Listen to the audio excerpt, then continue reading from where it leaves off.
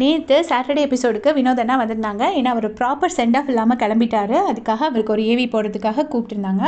வந்திருக்கும்போது அவர் எல்லார் கூடயுமே பேசியிருக்காரு. ஆனால் அந்த எடிட்டர் ஒரு சித்து வேலை பார்த்து அது எல்லாத்தையுமே கட் பண்ணிட்டாங்க. ஸோ சாட்டர்டே எபிசோடுக்கு போனவங்க என்ன சொல்கிறாங்க அப்படின்னா, திவ்யாவை பார்த்துட்டு அவர் சொல்லியிருக்காரு, நம்ம 2 பேருக்கும் ஸ்டார்டிங்கில் செட் ஆகலை, ஆனால் இப்போ நல்ல ஃப்ரெண்ட் ஆகிட்டோம்.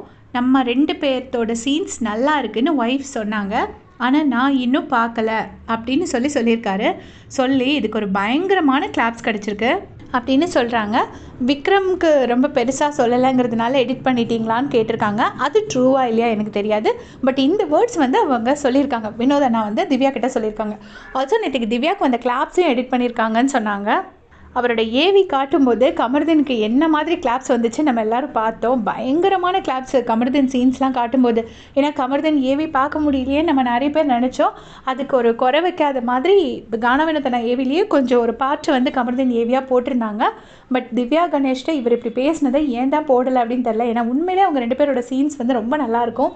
அந்த டான்ஸ் ஆடுறதுக்கு 2 பேரும் வச்சு உட்காந்து ஸ்டெப்ஸ்லாம் சொல்லி கொடுப்பாங்க, அது நல்லா இருந்திருக்கும். அப்புறம் இந்த டைம் டாஸ்கில் அவரை கண்ட்ரோல் பண்ணி உட்கார வச்சுருப்பாங்க, அது நல்லா இருந்திருக்கும். திவ்யா வினோத் அண்ணாவை உட்கார வச்சுருப்பாங்க.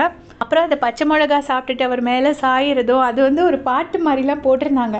அப்போ பாக்யா ஒரு அருவாள் எடுத்துகிட்டு வர்றது மாதிரின்னு சொல்லி ஒரு மீம்ஸ்லாம் போட்டிருந்தாங்க. அதை வினோத் அண்ணாவோட ஒய்ஃப் கூட அவரோட இன்ஸ்டா பேஜில் ஷேர் பண்ணியிருந்தாங்க. அவங்க அருவாள் எடுத்துகிட்டு வர மாதிரி அவ்வளோ நல்லா இருந்துச்சு. நிறைய சீன்ஸ் என்னன்னு தெரியாது, அவங்க 2 பேர்த்தோட காம்பினேஷன் சீனில் வரும்போது நல்லாயிருக்கும்.